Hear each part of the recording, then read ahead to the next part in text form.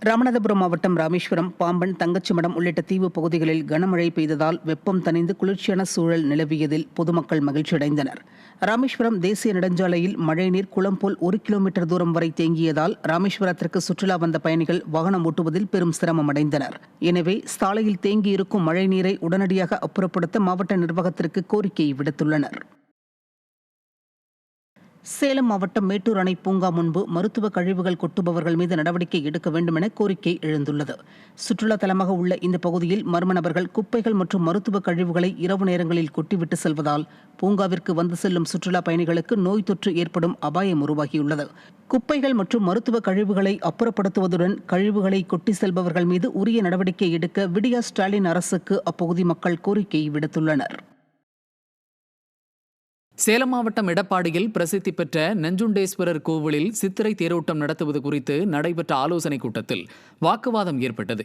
இக்கோவிலில் சித்திரை தேர் திருவிழா மே மாதம் 2ஆம் தேதி கொடியேற்றத்துடன் தொடங்க உள்ளது.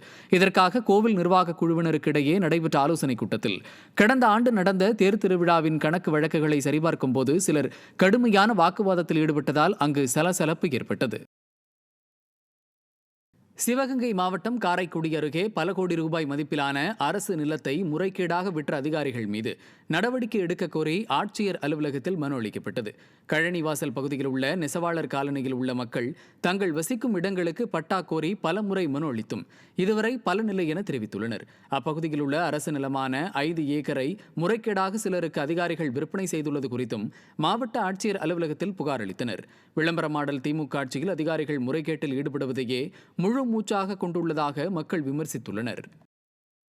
எங்கள் கிராமத்தில் எக்ஸ் வார்டு மெம்பர் இப்பொழுது இருக்கின்ற மாங்குடி எம்எல்ஏ அவர்களின் உதவியோடு பல இடங்களை ஏக்கர் கணக்கில் சுமார் 5 ஏக்கர் அளவில் நத்தம் புறம்போக்கு இடத்தை அரசுக்கு சொந்தமான இடத்தை அபகரித்து கொண்டு லட்சக்கணக்கில் இல்லாமல் கோடிக்கணக்கில் ஆட்டையை போட்டுக் கொண்டு இருக்கிறார்கள்.